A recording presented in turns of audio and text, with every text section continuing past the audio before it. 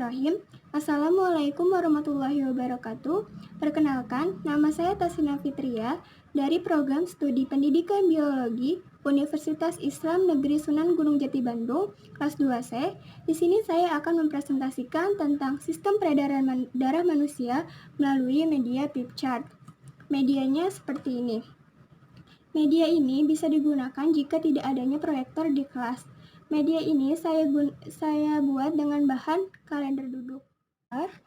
Mind mapping mengenai materi apa saja yang akan saya bahas, yaitu ada pengertian sistem peredaran darah, fungsi darah, penyusun jaringan darah, alat-alat peredaran darah, pengaruh peredaran darah pada manusia, sistem limpa, dan juga gangguan pada sistem sirkulasi. Apa itu sistem peredaran darah? Sistem peredaran darah adalah sistem transportasi yang melibatkan 3 komponen, yaitu darah sebagai alat transportasi, jantung sebagai pemompa, dan juga kapal darah sebagai saluran. Kemudian ada darah. Apa itu darah? Darah merupakan jaringan yang tersusun atas plasma darah, sel darah, dan juga keping darah. Di sini terdapat gambarnya, terdapat plasma darah. Ini plasma darah, terdapat juga sel darah putih dan trombosit, dan juga terdapat sel darah merah. Di sini juga terdapat bagian-bagian gambar dari sel darah merah, sel darah putih, dan juga trombosit. Selanjutnya yaitu ada fungsi darah. Fungsi darah yang pertama yaitu mengangkut oksigen dari paru-paru ke seluruh tubuh, mengangkut seri-seri makanan, mengangkut sisa-sisa metabolisme, mengangkut hormon dari kelenjar hormon ke organ sasaran, memelihara keseimbangan cairan tubuh, dan juga mempertahankan tubuh dari serangan mikroorganisme atau zat asing lain, dan yang terakhir adalah memelihara suhu tubuh. Dan selanjutnya yaitu ada sel-sel darah. Yang pertama ada sel darah merah atau eritrosit. Warna merah pada sel ini diakibatkan adanya kandungan hemoglobin. Hemoglobin adalah senyawa yang berfungsi untuk membawa oksigen dan karbon dioksida melalui pembuluh darah. Nah, bentuk eritrosit ini berupa kepingan bikonkaf dengan diameter 8 mikrometer dan juga dengan tebal 2 mikrometer. Nah, kadar eritrosit pada tubuh manusia itu berbeda-beda, tergantung jenis kelaminnya, usianya, dan juga lingkungannya. Selanjutnya ada sel darah putih atau leukosit. Sel darah putih ini bentuknya berubah-ubah antara 10 sampai 12 mikrometer. Nah, sel darah putih ini memiliki inti dan berdasarkan ada tidaknya granula plasmanya dibedakan menjadi 2, yaitu leukosit granulosit dan leukosit agranulosit. Leukosit granulosit adalah leukosit yang memiliki granula pada plasmanya, sedangkan leukosit agranulosit adalah leukosit yang tidak memiliki granula pada plasmanya. Di sini terdapat gambarnya, terdapat tabelnya. Nah, kalau contoh granulosit yaitu basofil, eosofil, dan juga neutrofil. Sedangkan agranulosit contohnya itu ada limfosit dan juga monosit. Di sini ini adalah gambarnya. Itu ada sel darah merah atau trombosit. Nah, berbentuk kepingan dan tidak berhenti, berukuran 2-3 mikrometer dan berfungsi sebagai proses pembekuan darah. Adapun mekanisme proses pembekuan darah yaitu ketika kita luka, trombosit kita akan pecah dan mengeluarkan enzim trombokinase. Lalu enzim ini akan diubah menjadi protrombin, lalu akan diubah lagi menjadi trombin, diubah lagi menjadi fibrinogen, dan akan diubah lagi menjadi fibrin sehingga darah kita bisa membeku. Di sini juga terdapat tabel perbandingan antara eritrosit, leukosit, dan juga trombosit. Ada penggolongan darah. Nah, penggolongan darah ini didasarkan pada sistem ABO dan juga sistem Rhesus. Pada golongan darah sistem ABO itu didasarkan pada agglutinogen dan agglutinin pada darah. Agglutinogen adalah antigen yang menempel pada permukaan eritrosit, sedangkan agglutinin adalah antibodi yang terdapat pada plasma darah. Nah, pada penggolongan darah sistem Rhesus yaitu didasarkan pada ada tidaknya agglutinin RHD pada eritrosit. Nah, seseorang dikatakan memiliki rhesus positif jika terdapat agglutinogen RHD pada eritrositnya. Sedangkan seseorang dikatakan memiliki resus negatif jika tidak memiliki aglutinogen RHD pada eritrositnya. Bentuk-bentuk golongan darahnya, ini jika golongan darahnya A, B, AB, dan O. Oke, selanjutnya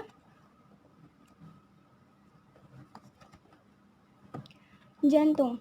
Jantung terletak di antara paru-paru di atas diafragma di dalam rongga dada. Nah, ukuran jantung itu hampir sama dengan kepala orang dewasa, yaitu beratnya sekitar 220-260 gram untuk ukuran orang dewasa. Fungsi jantung yaitu memompa darah ke seluruh tubuh. Di sini terdapat struktur jantung, yaitu bagian luar jantung dibungkus oleh membran perikardium. Dinding jantung terdiri dari 3 lapisan, yaitu epikardium, miokardium, dan endokardium. Jantung memiliki 4 ruangan, 2 serambi dan 2 bilik. Serambi itu berfungsi untuk menerima darah dari seluruh tubuh, sedangkan bilik berfungsi untuk memompa darah keluar jantung.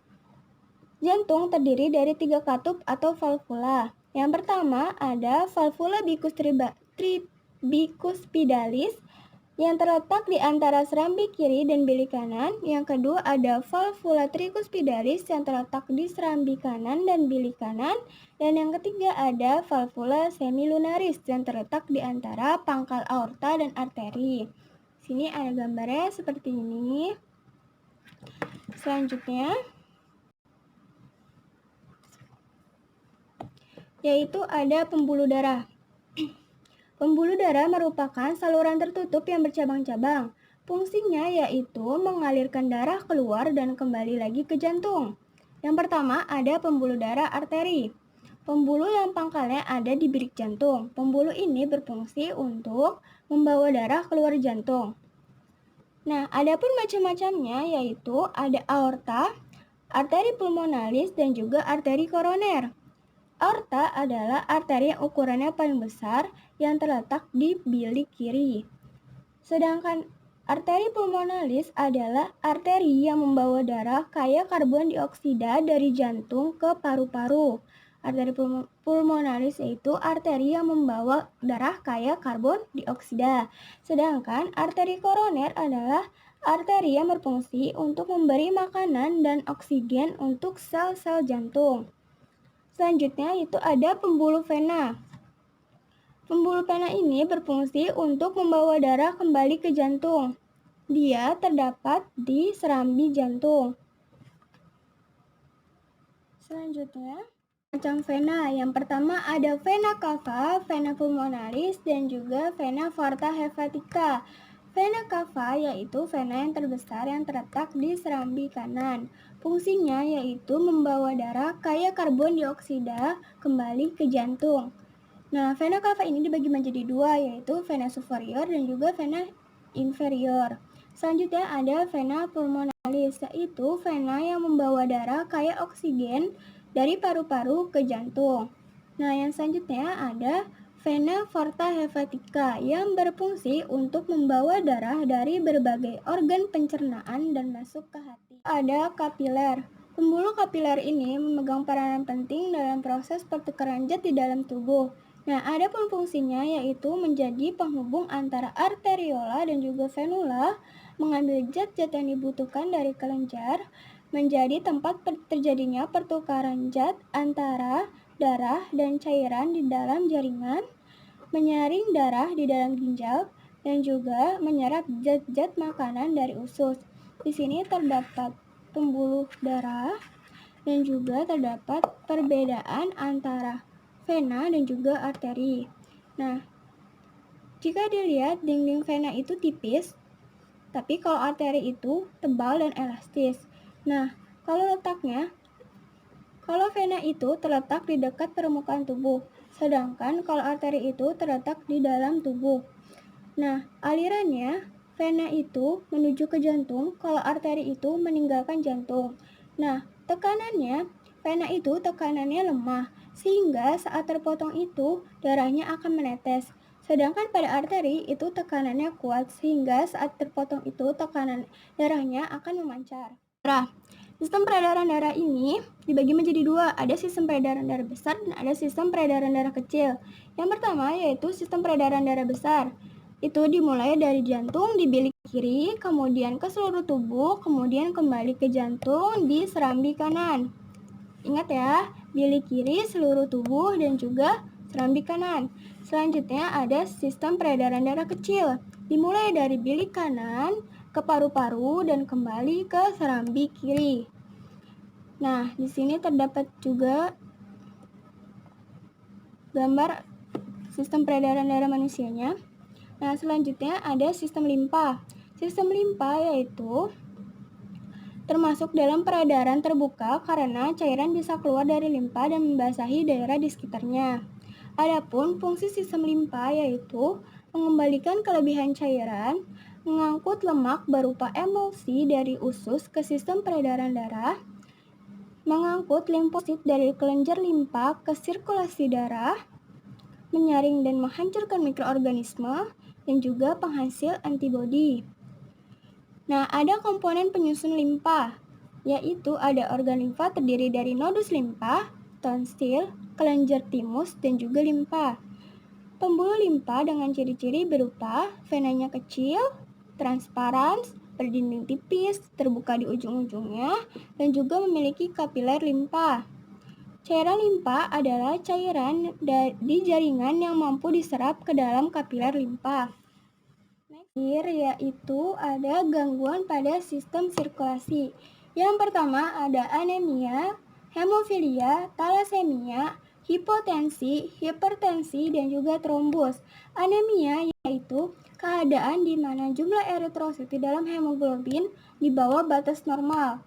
Nah, selanjutnya ada hemofilia, yaitu kelainan yang ditandai dengan sulitnya darah untuk membeku. Kelainan ini merupakan penyakit keturunan.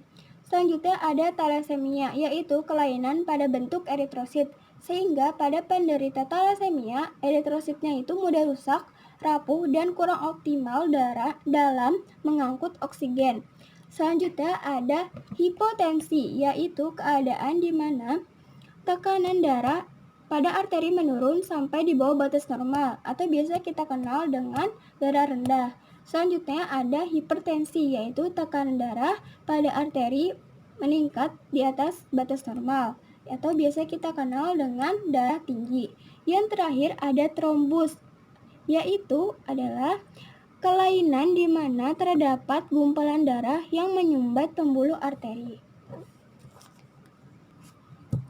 Mungkin itu saja yang dapat saya sampaikan. Selebihnya, saya mohon maaf apabila terdapat banyak kesalahan. Wabillahi taufiq wal hidayah. Wassalamualaikum warahmatullahi wabarakatuh.